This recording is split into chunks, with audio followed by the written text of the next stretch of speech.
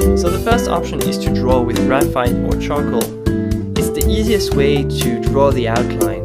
The benefit is that it can easily be erased and corrected, and one of the big downside is that dry techniques like graphite or charcoal can be wiped out if you want to create a tone with fluid paint.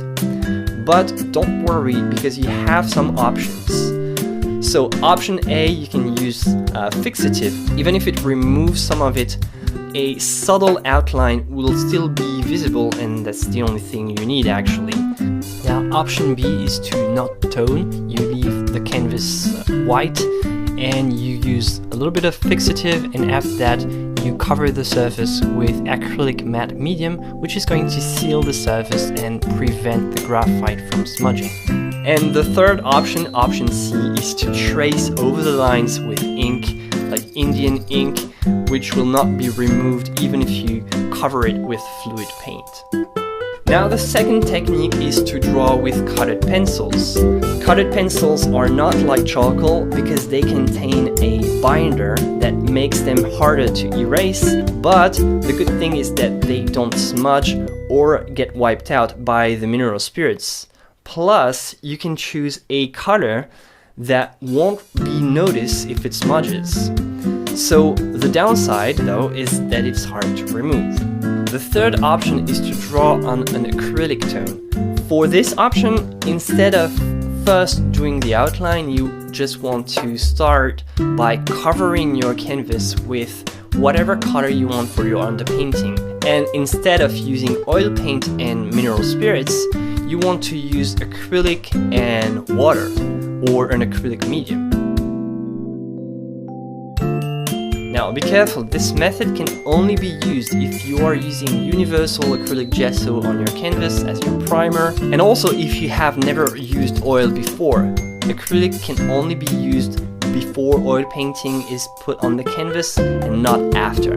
Now the fourth option is to do what's called an oil transfer.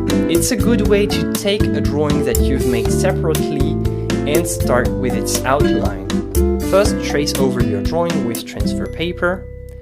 Next, turn the sheet upside down and cover the lines with raw umber paint, just straight out of the tube. Apply it on the canvas without pressing with your hands, and then simply trace over the outline again without touching the surface with your hand. You can let it dry because raw umber dries pretty quickly, and you can tone it afterwards, or you can also tone the canvas before. And option 5 is to draw an imprimatura with paint directly. Let's say that it's the more advanced technique because the drawing, the toning, and the construction are all done at the same time.